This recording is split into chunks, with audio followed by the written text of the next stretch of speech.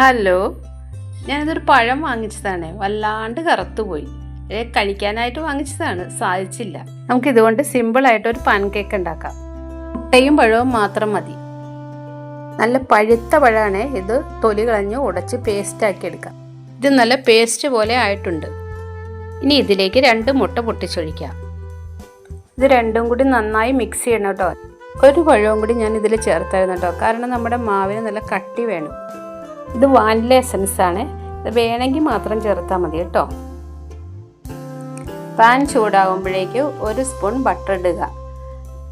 അതിലേക്ക് 1 തവി മാവെടുത്ത് ഒഴിക്കുക. പാൻ കേക്ക് ഉണ്ടാക്കുമ്പോൾ നമ്മൾ എപ്പോഴും ചെറിയ സ്പൂണിനെ ഒഴിക്കാമ്പോൾ നമുക്ക് മറിച്ചിടാനുള്ള എളുപ്പത്തിന്. ഇത് സിമ്പിളായിട്ട് ഞാൻ പാൻ കേക്ക് ഉണ്ടാക്കിയിട്ടുണ്ട്, മുട്ടയും പഴവും ഉപയോഗിച്ച്. ബേക്കിംഗ് പൗഡർ ഞാൻ ഇട്ടിട്ടില്ല, അതുകൊണ്ട് അധികം പൊങ്ങിയിട്ടുമില്ല. പക്ഷേ ഇത് നല്ല ടേസ്റ്റ് ഉണ്ട് കഴിക്കാൻ.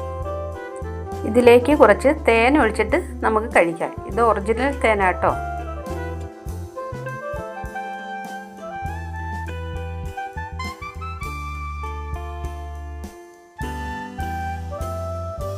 നമ്മുടെ ടേസ്റ്റി പാൻ കേക്ക് റെഡി ആയിട്ടുണ്ട്. എല്ലാവരും ട്രൈ ചെയ്ത് നോക്കുക. അടുത്ത വീഡിയോ ആയിട്ട് അടുത്ത ദിവസം വരാം.